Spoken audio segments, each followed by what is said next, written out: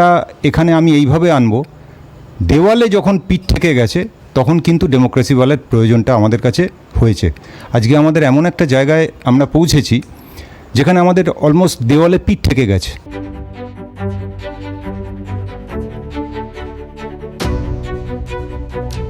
বলছিলাম আমি এই ডেমোক্রেসি ওয়াল প্রসঙ্গে একটাই কথা বললাম যে ধরুন খুব অন্ধকার রয়েছে, আকাশে কোনো তারাও নেই, সেই সময় যদি আপনার পকেটে একটা দেশলাই থাকে এবং সেই দেশলাইটা যদি ড্যাম ধরাও হয় তবু কি আপনি দেশলাইটা জ্বালাবেন না? জয়তীদি একটা দেশলাই জ্বালানোর কথা বললেন এবং বারবার ডেমোক্রেসিতে এই দেশলাই জ্বালানোর কথাই উঠে এসছে।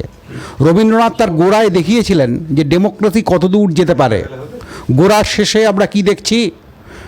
সেই ছেলেটি বলছে আজ থেকে ভারতবর্ষের সব ধর্ম, সব পথ, সব মত আমার। অর্থাৎ হিন্দু জাতীয়তাবাদী থেকে ভারতীয় জাতীয়তাবাদী হয়ে ওঠা, বিশ্ব মানব হয়ে ওঠার পথ গোড়া এঁকেছিল। আজকে আমাদের প্রশ্ন করতে হবে, আজকে আমাদের প্রশ্নের ওপরে ফুল স্টপ ফেলে দেওয়া হচ্ছে। ওই জ্যাক অ্যালুলের একটা কথা বলছিলাম না, যে জ্যাক অ্যালুলের সেই বইটায় আমরা কি দেখছি, যেখানে বলছেন তিনি যে এম্পায়ার অফ ননসেন্স।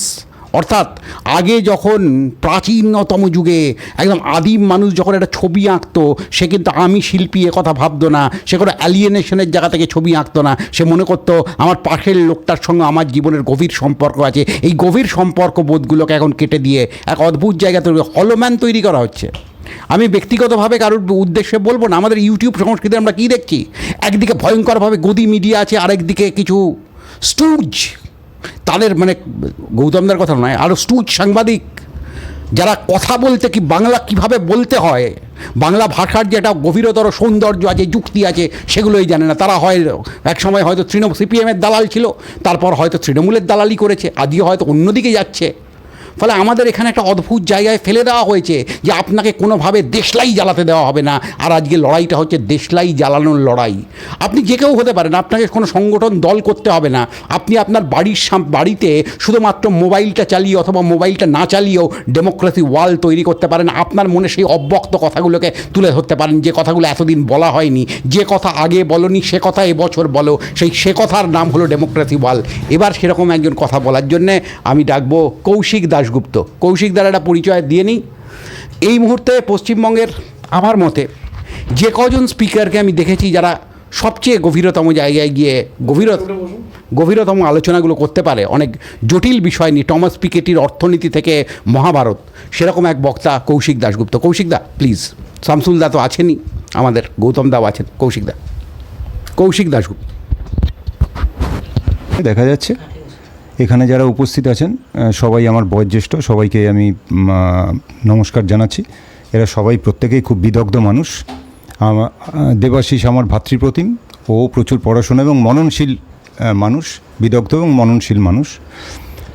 তো আজকে ডেমোক্রেসি ওয়ালের একটা উদ্বোধন হলো, একটা চলার শুরু হলো। তো আমি যেখান থেকে কথাটা শুরু করব, ডেমোক্রেসি ওয়ালের কথাটা এখানে আমি এইভাবে আনবো, দেওয়ালে যখন পিঠ থেকে গেছে তখন কিন্তু ডেমোক্রেসি ওয়ালের প্রয়োজনটা আমাদের কাছে হয়েছে। আজকে আমাদের এমন একটা জায়গায় আমরা পৌঁছেছি যেখানে আমাদের অলমোস্ট দেওয়ালে পিঠ থেকে গেছে। সেই জন্য আজকে আমাদের ডেমোক্রেসি ওয়ালের তলায় দাঁড়িয়ে একটা প্রতিবাদের ভাষ্য আনতে হচ্ছে। তো সবচাইতে আগে আমি এই ব্যাপারে কথা বলার আগে আমি একটু অন্য ব্যাপারে একটা কথা বলবো, দুটো কথা বলবো। প্রথম কথাটা হচ্ছে কোয়ান্টাম ফিজিক্সের একটা সিদ্ধান্তের কথা আমি বলবো। সেটা হচ্ছে কোয়ান্টাম ফিজিসিস্ট জন আর্চিবাল্ড হুইলার, তিনি আমাদের একটা পার্টিসিপেটারি ইউনিভার্সের কথা বলেছেন। এবারে প্রশ্ন হচ্ছে এই পার্টিসিপেটারি ইউনিভার্সটা কি? পার্টিসিপেটারি ইউনিভার্সটা হচ্ছে আমরা আমাদের চেতনায়, যতক্ষণ না আমাদের চেতনা দিয়ে এই পৃথিবীটাকে অনুভব করছি ততক্ষণ পর্যন্ত এই ইউনিভার্স, পৃথিবী বলাটা ভুল, এই ইউনিভার্স জগতের কিন্তু কোনো অস্তিত্ব নেই। অর্থাৎ জগতের একটা অস্তিত্ব এবং আমার চেতনা, এই দুটো যখন একসাথে এক জায়গায় মিলছে তখনই একটা রিয়েলিটি ক্রিয়েট হচ্ছে। আশা করি আপনারা যারা আজকের অনুষ্ঠানটা শুনছেন বা দেখছেন তারা বুঝতে পারছেন। ঠিক এই মতটাকে সমর্থন করবার জন্য আমি রবি ঠাকুরের গীতাঞ্জলির একটা কবিতার একটা লাইন বলবো। সেটা হচ্ছে, তাই তোমার আনন্দ আমার পর, তুমি তাই এসেছো নিচে, আমায় নইলে ত্রিভুবনেশ্বর, তোমার প্রেম হতো যে মিছে।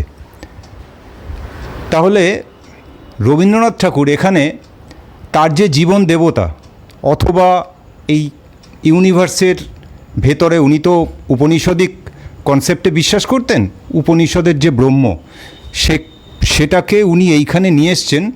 উনি বলছেন যে যে জীবন দেবতা বা উপনিষদের যে দেবতা, অর্থাৎ জগতের যে মূল সত্তা, সেই সত্তার গঠন কাঠামোটা কখনো সম্পূর্ণ হয় না যতক্ষণ না আমার চেতনায় তিনি ধরা পড়েন।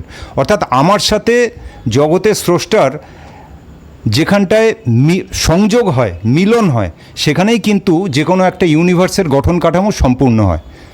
তা না হলে এটা একটা অসম্পূর্ণ আধা খ্যাচড়া কাঠামো থেকে যায়। এবার এই জায়গাটা থেকে আজকের ভারতবর্ষের, যেহেতু আজকে গণতন্ত্র নিয়ে আলোচনা হচ্ছে, আজকের ভারতবর্ষের গণতন্ত্রের প্রাসঙ্গিক জায়গাটায় আমি আসবার চেষ্টা করছি। সেটা হচ্ছে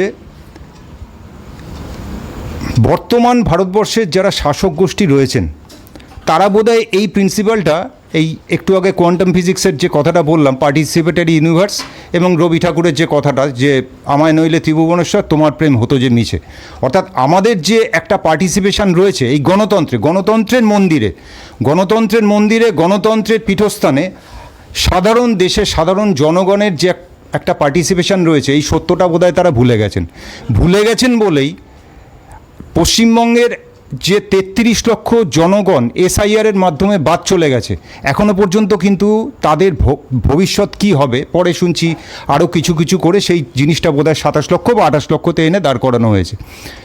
এবার আমার প্রশ্ন হচ্ছে, এই 27 লক্ষ লোক, এটা কি প্রমাণিত হয়েছে যে সেই 27 লক্ষ লোক ভারতীয় নাগরিক নয়?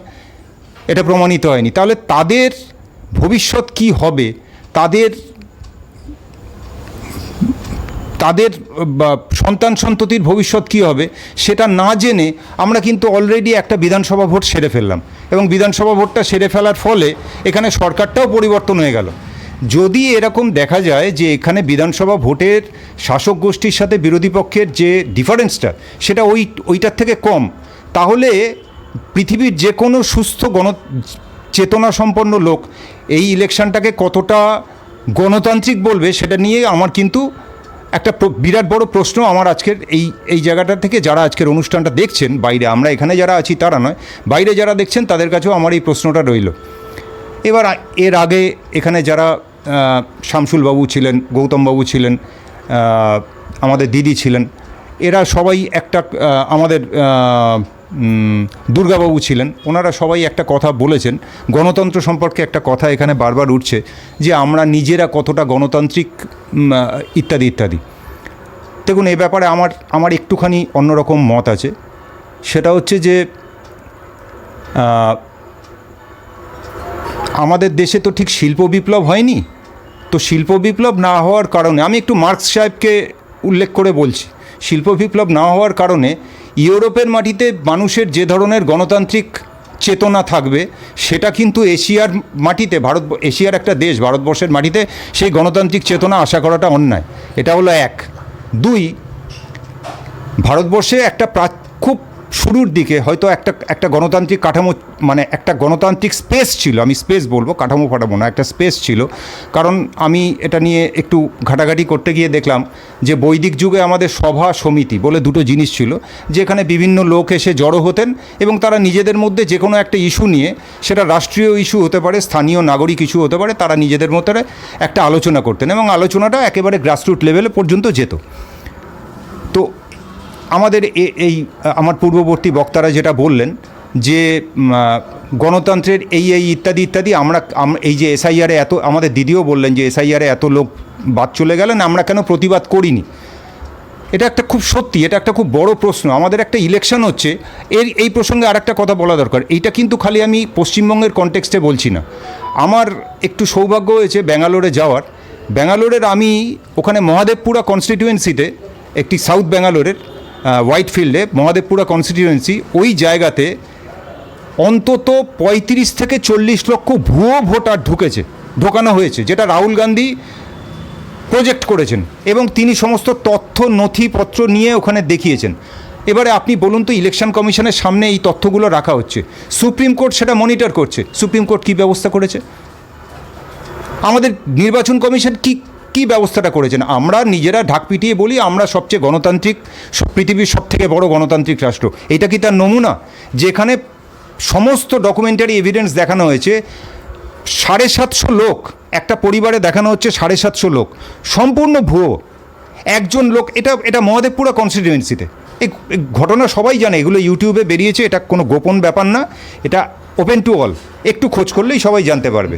তাহলে আমাদের সেই ক্ষেত্রে আমাদের এটা তো পশ্চিমী দুনিয়ায়, আমি বলবো ইউরোপের কোনো দেশে যেখানে তারা সত্যিকারের গণতান্ত্রিক মূল্যবোধে বিশ্বাস করে, আমি এর আগে বললাম যে যেহেতু তাদের দেশে শিল্প বিপ্লব হয়েছে, সুতরাং তাদের গণতান্ত্রিক চেতনাটা আমাদের থেকে অনেক বেশি। আমাদের দেশে তো সেটা হয়নি, আমাদের একটা দীর্ঘ সময় একটা মধ্যযুগীয় সিস্টেম আমাদের ছিল, এবং স্বাধীনতার সময় যে সময় জওহরলাল নেহরুর নেতৃত্বে আমাদের দেশের শাসন ব্যবস্থা ট্রান্সফার হয়েছে, সে সময় কিন্তু আমাদের একটা সেই একই কথা মার্কস সাহেবের ব্যাখ্যা অনুযায়ী একটা আধা সামন্ততান্ত্রিক একটা কাঠামো হাতে পেয়েছি। সেখানে প্রচুর পরিমাণে কুসংস্কার, গ্রামীণ কুসংস্কার, পারিবারিক কুসংস্কার, রাষ্ট্রীয় কুসংস্কার, সমস্ত কিছু নিয়ে কিন্তু পথ চলাটা শুরু করতে হয়েছে নবীন ভারতের। এখানে তবে এখানে একটা কথা অনস্বীকার্য, সবটা তো নেগেটিভ হয় না। ভারতবর্ষ সেই সময় যেখান থেকে শুরু করেছিল গণতান্ত্রিক ভারতবর্ষ, সেটা হচ্ছে সে গণতন্ত্র নাও মেনটেন করতে পারতো। আমাদের দেশেও কিন্তু ডিক্টেটরশিপ ফরমেশন হতে পারতো, কারণ আমাদের সাথে যারা যারা স্বাধীন হয়েছে, আমাদের পাকিস্তান, বাংলাদেশ, শ্রীলঙ্কা, আমরা যদি এই দেশগুলোকে বা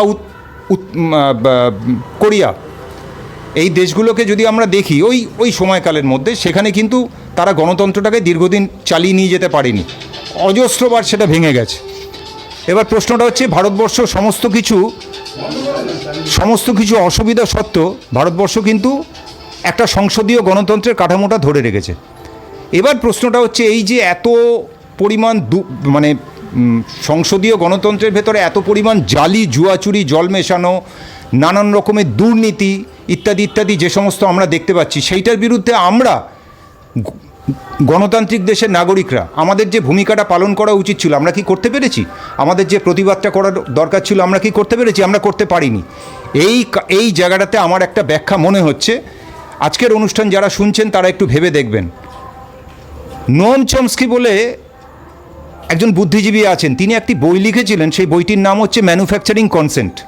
এই ম্যানুফ্যাকচারিং কনসেন্ট হচ্ছে শাসক গোষ্ঠী যারা থাকে না, তারা print media, news media, electronics media সবগুলোকে হস্তগত করে 24/7 সেই মিডিয়ার মাধ্যম দিয়ে আমাদের যে জনতা, সাধারণ জনতার মগজ ধোলাই হয়, এবং সেই মগজ ধোলাইয়ের ফলে একটা সার্টেন পিরিয়ড, এটা হতে হতে হতে হতে একটা সার্টেন পিরিয়ডে গিয়ে আমার কিন্তু তখন মনে হবে যে সরকার যেটা করছে সেটা সে ঠিকই করছে, সেটা আমাদের মঙ্গলের জন্যই করছে, যদিও সেটা অন্যায় হচ্ছে, সে অন্যায় করছে, কিন্তু আমার ব্রেনটাকে এমনভাবে রিপ্রোগ্রাম করে দেওয়া হয়েছে, আমি আবার কথাটা বলছি, রিপ্রোগ্রাম করে দেওয়া হয়েছে, যেখানে আমার মনে হচ্ছে যে কালকে যদি একটি সরকারি লোক এসে বলে আপনার ডান হাতটি রাখার দরকার নেই, ডান হাতটা কেটে সে বাদ দিয়ে দিল, তাহলে আমার তখন মনে হবে যে সত্যিই তো ডান হাত থাকা বড় ঝঞ্ঝাট, ডান হাতটা বাদ দিয়ে দিয়েছে, খুব একটা অসুবিধা কিছু হয়নি, ও নিশ্চয়ই ভালো বুঝেছে, সেই জন্যই ডান হাতটা বাদ দিয়ে দিয়েছে।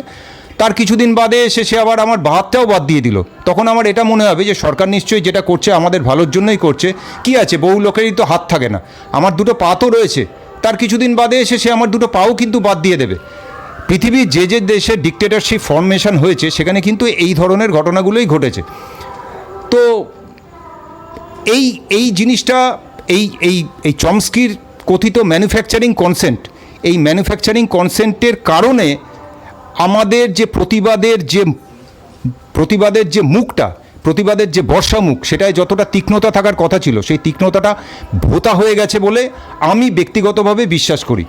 এবং এটা শুধু আমার বিশ্বাস নয়, এটা পৃথিবীর যে দেশে আজকে তথাকথিত গণতান্ত্রিক দেশ থেকে তারা স্বৈরতন্ত্রের দিকে বা ফ্যাসিজমের দিকে চলে যাচ্ছে, সেই দেশে কিন্তু এই ঘটনা ঘটছে। আপনারা সবাই জানেন 2020 সালে যখন ডোনাল্ড ট্রাম্প ক্ষমতা থেকে চলে গেলেন, যখন উনি জো বাইডেনের কাছে হেরে গেলেন, তখন ডোনাল্ড ট্রাম্পের যে হোয়াইট সুপ্রিমেসিস্ট যে সমস্ত সাপোর্টাররা ছিল বা কুক্লাক্স ক্লানের যারা মেম্বার, তারা কিন্তু ক্যাপিটাল হিল আক্রমণ করেছিল মেশিনগান নিয়ে, যে ডোনাল্ড ট্রাম্প যদিও হেরে গেছেন কিন্তু তাকে সরানো যাবে না। এবং এর ফলে বোধহয় 10-12 লোক তাদের মেশিনগানের গুলিতে মারা গেছিল। তাহলে আমেরিকা, যে দেশটা এত মুক্ত, এত গণতান্ত্রিক কাঠামো, সেখানে অনেকটা হোয়াইট স্পেস তারা সেখানকার নাগরিকরা এনজয় করে, সেখানে তাদের প্রেসিডেন্ট ভোটে হেরে যাওয়ার পরে সেখানে সেই ক্যাপিটাল হিলে মেশিনগান নিয়ে আক্রমণ করতে হচ্ছে। এই হচ্ছে তাহলে পরিস্থিতি। ব্রাজিলের প্রেসিডেন্ট বোলসোনারো, সে ভোটে জেতার পরে সে যে সমস্ত কথা বলছে, অ্যামাজনের বন কেটে ফাঁক করে দিয়েছে যেটা পৃথিবীর 1/3 অক্সিজেন যোগায়, বোলসোনারো যে সমস্ত কথা বলছেন তাতে মনে হচ্ছে যে হিটলার আবার বোধহয় পৃথিবীতে হেঁটে চলে বেড়াচ্ছে। এই হচ্ছে একটা অদ্ভুত ব্যাপার। তাহলে আমাদের দেশের, আমার পূর্ববর্তী বক্তারা যেটা বলছিলেন যে কেন আমরা প্রতিবাদ করিনি, তার একটা কারণ আমি এখানে আনলাম, যে প্রতিবাদটা আমরা করতে পারিনি তার কারণ হচ্ছে নম চমস্কি কথিত সেই ম্যানুফ্যাকচারিং কনসেন্ট। আমাদের চিন্তাভাবনাগুলো, আমাদের ব্রেনের ভেতরে যে চিন্তাভাবনাগুলো, সেগুলো রিপ্রোগ্রামড হয়ে গেছে, সেগুলো শাসক শ্রেণীর ফেভারে যাতে আমাদের বক্তব্যগুলো আসে, ঠিক সেইভাবে 24/7 বিভিন্ন media, print media, news media, electronics মিডিয়াকে কাজে লাগিয়ে এরা এই রিপ্রোগ্রাম করার কাজগুলো করে যাচ্ছে। এর সাথে থাকছে বিভিন্ন সামাজিক চাপ, সামাজিক প্রেশার, যেখানে প্রতিবাদ করলে মনে হচ্ছে যে তুমি জাতিচ্যুত হতে পারো। জাতিচ্যুত কথাটা আমি একটু অন্যভাবে বললাম, এটাকে অন্যভাবে ধরবেন না, মানে আমাকে একঘরে হতে পারে সমাজের, এরকম ধরনের একটা ব্যাপার এখানে চলছে। এইবারে আরেকটা কথা, আজকে ডেমোক্রেসি ওয়ালের যখন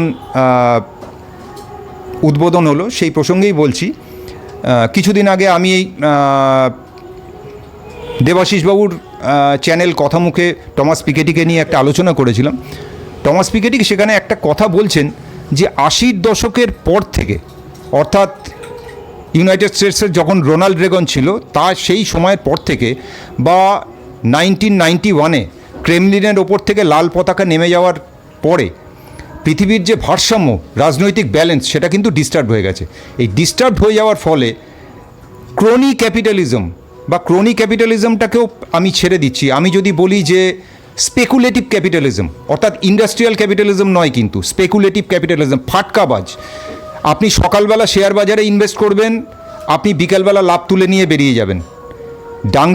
আর্থার ডাঙ্কেলের উরুগুয়ে প্রস্তাব অনুযায়ী সেখানে গ্যাট চুক্তি হওয়ার পরে আমাদের যে বাউন্ডারিগুলো ছিল, সেই বাউন্ডারিগুলো সমস্ত কিছু ভেঙে গেছে। বাউন্ডারিগুলো ভেঙে যাওয়ার ফলে এক দেশ থেকে আরেক দেশে পুঁজি চলাচলের রাস্তাটা খুব স্মুথ হয়ে গেছে, সেখানে কোনো বাধা নেই। আমি যদি ইচ্ছে করি, আমি আমেরিকান শেয়ার মার্কেটে সকালবেলা ইনভেস্ট করব, বিকেলবেলা আমার প্রফিট তুলে নিয়ে আমি বেরিয়ে যাব। আমার প্রফিট নিয়ে হচ্ছে কথা, সেখানে সেই দেশের নাগরিকদের তারা বাঁচলো কি মরলো, কি তাদের সোশিও ইকোনমিক কন্ডিশন কি, সেটা কিন্তু আমার জানবার কথা না, বা আমি জানতে যাবও না। আমি খালি নজর রাখবো আমার ব্যক্তিগত প্রফিটের দিকে। এইটা হচ্ছে স্পেশাল ক্যারেক্টারিস্টিক্স এই স্পেকুলেটিভ ক্যাপিটাল। এখানে একটা পার্থক্য করতেই হবে। আবার সেই মার্কস সাহেবের কথা, আমি যদিও মার্ক্সবাদী নই, আমি তার একটা উল্লেখ করছি, কারণ এটা উল্লেখ না করলে অপ্রাসঙ্গিক ব্যাপার হবে, কারণ উনি বোধহয় এই জিনিসটা খুব প্রমিনেন্টলি প্রথমে দেখিয়েছিলেন। তার পরবর্তীকালে টমাস পিকেটি তার যে বইটা লিখেছে 2013 সালে, capital in the 21st century, সেখানে তিনিও বলেছেন, সেটা হচ্ছে যে আগেকার যে ইন্ডাস্ট্রিয়াল ক্যাপিটাল, একটা শিল্পপতি একটা ইন্ডাস্ট্রি স্থাপন করলে সেই ইন্ডাস্ট্রির যে শ্রমিক বা যারা থাকে, বা সেখানকার তাকে কেন্দ্র করে যে সমাজ ব্যবস্থা গড়ে ওঠে, তার প্রতি তার একটা দায়বদ্ধতা থাকে, একটা দায়বদ্ধতা কিন্তু থাকে। সুতরাং সে চটজলদি কোনো সিদ্ধান্ত নেয় না, কারণ তাকে তার প্রোডাকশনের খাতিরেই, তার উৎপাদনের স্বার্থেই তাকে দায়বদ্ধ থাকতে হয় সমাজের প্রতি। কিন্তু ইন্ডাস্ট্রিয়াল ক্যাপিটাল এখন সাপ্রেসড হয়ে গেছে বাই দিস স্পেকুলেটিভ ক্যাপিটাল বা শেয়ার মার্কেট ক্যাপিটাল। তারাই ইন্ডাস্ট্রিয়াল ক্যাপিটালটাকে চেপে দিয়েছে। চেপে দেওয়ার ফলে যেটা বলছিলাম, আপনি হংকংয়ের শেয়ার বাজারে সকালে বিনিয়োগ করে বিকেলে আপনি গুটিয়ে নিতে পারেন। ইউনাইটেড স্টেটসের এই মাঝে মাঝেই যে শেয়ার বাজারে আচমকা ধস, কী ব্যাপার, কোনো কারণ নেই, হঠাৎ সেন্সেক্স পড়ে গেল, হুট করে পড়ে গেল। তার কারণ হচ্ছে ইউনাইটেড স্টেটসের সাথে ইরানের একটা ঝামেলা হচ্ছে, বা তাদের মিটিংটা হয়তো ভেস্তে গেল, তার এফেক্টটা হচ্ছে ভারতের শেয়ার মার্কেটে পড়ছে। এটা কি হওয়ার কথা ছিল? এটা তো হওয়ার কথা ছিল না। আপনি যদি ক্লাসিক্যাল ওয়েতে একটা কোম্পানির ব্যালেন্স শিট স্টাডি করে যদি দেখেন, সেই কোম্পানির ফিনান্সিয়াল কন্ডিশন হয়তো খুব স্ট্রং, সেই অর্থে মার্কেট ধসে যাওয়ার কথা নয়, কিন্তু তথাপি ধসে গেল। তার কারণটা হচ্ছে ওই ফরেন যে ইনভেস্টাররা রয়েছে তারা ওই বাইরের জগতে বা তাদের দেশে যেটা হচ্ছে সেই ঘটনার পরিপ্রেক্ষিতে এখান থেকে তাদের টাকাটা উইথড্র করে নিচ্ছে, যার ফলে হুট করে আমাদের দেশের শেয়ার বাজারে ধস নামছে। যাই হোক, এইটা আমি একটা কথা বললাম যে স্পেকুলেটিভ ক্যাপিটালের একটা কারণে এই ঘটনাগুলো ঘটছে। এবার আমি একেবারে শেষের দিকটা আসব যে আজকে আমাদের ডেমোক্রেসি ওয়াল যেটা হয়েছে সেই ডেমোক্রেসি ওয়ালের সার্থকতাটা কোথায়, সেই সার্থকতাটা কোথায় সেটা বলতে গিয়ে আমি দুজনের নাম করব। প্রথমজন ফিলোজফার, তার নাম জন রলস। তিনি মূলত জাস্টিসের ওপরে তার লেখাপত্র রয়েছে। জন রলস বারবারই বলছেন যে একটা গণতান্ত্রিক সমাজ ব্যবস্থা চলতে গেলে অনেকটা স্পেস দরকার, সেই স্পেসটাকে ছোট করলে কিন্তু হবে না, কারণ বিভিন্ন মত এবং পথের সেখানে প্রতিযোগিতা হবে। যেটা মাও সেতুং বহুদিন আগে বলেছিল, শতফুল বিকশিত হোক, শত শত মত একই জায়গায় তারা নিজেদের মধ্যে প্রতিযোগিতা করুক। এর সাথে জন রলস একটা স্পেস ক্রিয়েট করতে চেয়েছিলেন। ডেমোক্রেটিক সোসাইটিতে একটা স্পেস থাকবে, ব্রড স্পেকট্রাম হবে, যেখানে বিভিন্ন মত এবং পথ সেটা নিজেদের ভেতরে তারা প্রতিযোগিতা করবে এবং সেখানে যেটা সবচেয়ে প্রগতিশীল সেই মতটা এগিয়ে যাবে। সবচেয়ে প্রগতিশীল বলতে আমি এখানে বুঝছি যেটা ম্যাক্সিমাম জনগণের স্বার্থের অনুকূলে যে মতটা সেটাকেই গ্রহণ করা হবে। আবার সেটাও বিভিন্ন পরীক্ষা নিরীক্ষার মাধ্যম দিয়ে যাবে, কারণ আমরা যদি দেখি কার্ল পপার বা ইত্যাদি যে সমস্ত ফিলোসফাররা ছিলেন, কার্ল পপারের বিখ্যাত বই open society and it's enemies, সেখানে আপনারা দেখলে এটা দেখতে পাবেন। এবং কার্ল পপারের কথা বললাম, সব শেষে আমি যার কথা বলবো তিনি জার্মান ফিলোসফার জুর্গেন হাবেরমাস কিন্তু একেবারে খুব পিন পয়েন্টে একটা জায়গায় এনেছেন। উনি কমিউনিকেটিভ র্যাশনালিটির কথা বলছেন। কমিউনিকেটিভ র্যাশনালিটিটা কী, যে দেশের জনগণের একেবারে মাইক্রো লেভেলে, দেশের যে জনগণ আছে তারা একেবারে মাইক্রো লেভেলে তাদের নিজেদের সোসাইটি বা সোসাইটির অর্থনৈতিক অ্যাজ ওয়েল অ্যাজ তাদের রাজনৈতিক, অর্থাৎ মার্ক্সীয় ভাষায় বলতে গেলে ভিত্তি কাঠামো এবং উপরিকাঠামো, বেস অ্যান্ড সুপারস্ট্রাকচার, এই দুটোর ব্যাপারেই জনগণ তাদের নিজেদের ভেতরে তাদের মতামতের আদান প্রদান করবে, ইন্টারাকশন করবে। সেটাকে তিনি বলেছেন কমিউনিকেটিভ র্যাশনালিটি। এই কমিউনিকেটিভ র্যাশনালিটি যত বেশি হবে, গণতন্ত্রের বুনিয়াদটা তত বেশি শক্তিশালী হবে। এবং মজার কথাটা হচ্ছে, পৃথিবীর যে বিভিন্ন শাসক গোষ্ঠী আছে তারা কিন্তু জনগণের এই কমিউনিকেটিভ র্যাশনালিটিটাকে পছন্দ করেন না।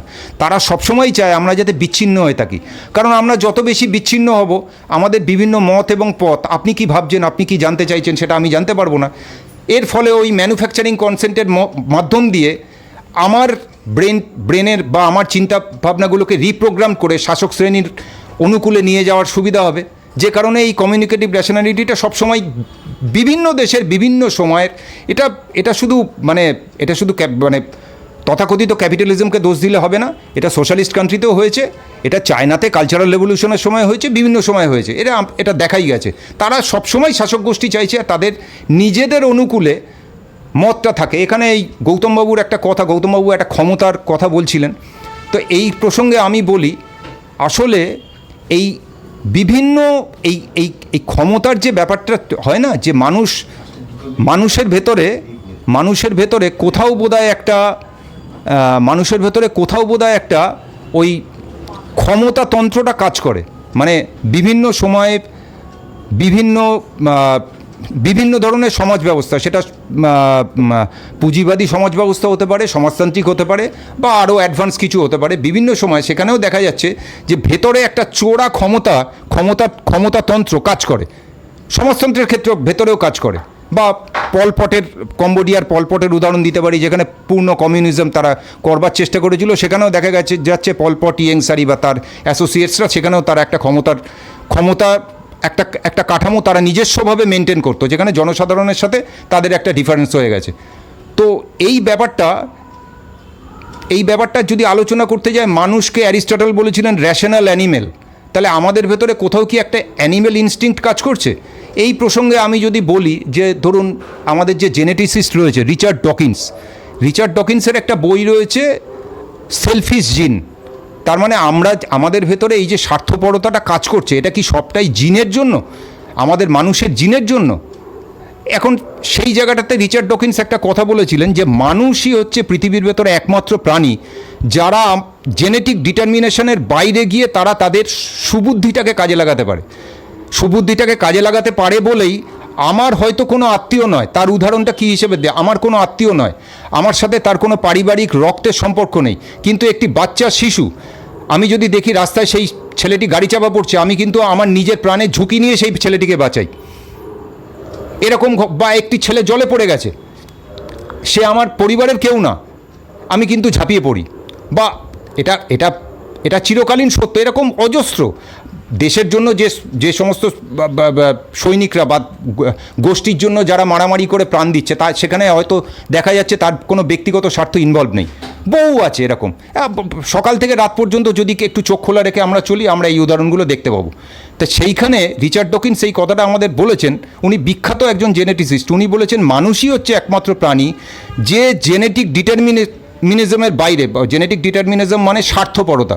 এই যে ক্ষমতার কাঠামোটা বারবার সবাই আমার পূর্ববর্তী বক্তারা বললেন না, এই ক্ষমতার কাঠামোটার মূল কারণ হচ্ছে স্বার্থপরতাটা। আমি আমার নিজের ভেতরে আমার নিজের এবং নিজের জন্য এবং আমার পরিবারের জন্য কতটা গুছাতে পারলাম, কতটা তাদের ভবিষ্যৎটা সিকিওর করতে পারলাম, এই খেলাই কিন্তু চলছে বারবার বারবার বারবার আদি অনন্তকাল থেকে।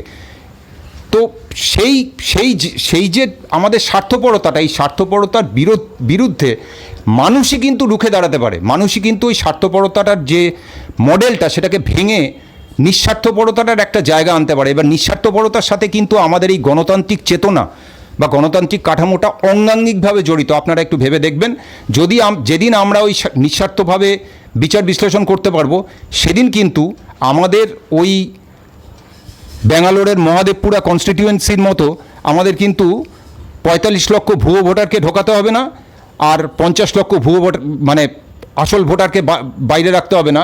পশ্চিমবঙ্গের ক্ষেত্রে 35 লক্ষ ভোটারকে আমাদের বাইরে রেখে নির্বাচন করিয়ে ক্ষমতায় আসতে হবে না।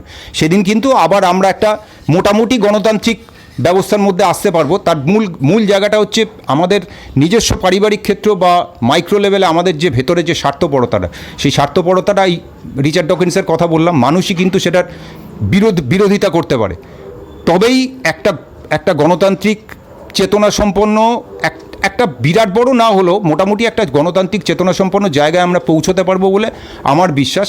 আশা করি আমরা ডেমোক্রেসি ওয়াল যেটা শুরু করেছি সেটা আমাদের ওই হাবেরমাস কথিত আমাদের ভেতরে যে লজিক্যাল ইন্টারেকশন, বিভিন্ন কথোপকথন, যুক্তিপূর্ণ কথোপকথন, সেইটাকে আরও বেশি বাড়িয়ে একটা মোটামুটি ডেমোক্রেসির একটা গণতান্ত্রিক চেতনার একটা জায়গায় আমাদের পৌঁছে দেবে সেই আশা করি। এবং এটার সঙ্গে সঙ্গে আজকে যারা উপস্থিত রয়েছেন তারা প্রত্যেকেই আমার শ্রদ্ধেয়, তারা মননশীল মানুষ। গৌতমবাবু আছেন, শামসুলবাবু আছেন, আমাদের দুর্গাবাবু আছেন, আমাদের দিদি আছেন, আর ওনার নামটা আমি জানি না, আচ্ছা অনিমেষবাবু আছেন, আর ওই দুই ভাই রয়েছে আমাদের এই আজকে ক্যামেরার পেছনে, তাদেরও আমি ধন্যবাদ জানাচ্ছি। আর আমার ভাতৃপ্রতিম সবচেয়ে বড় দেবাশিস এই পুরো টোটাল ব্যাপারটা অর্গানাইজ করেছে। দেবাশিসকে আমার একেবারে মানে অন্তরের অন্তরতম স্থান থেকে আমি তাকে ধন্যবাদ জানাচ্ছি। এই জানি আমি সবাইকে আজকের অনুষ্ঠান যারা দেখছেন সবাইকে আমি নমস্কার জানাচ্ছি।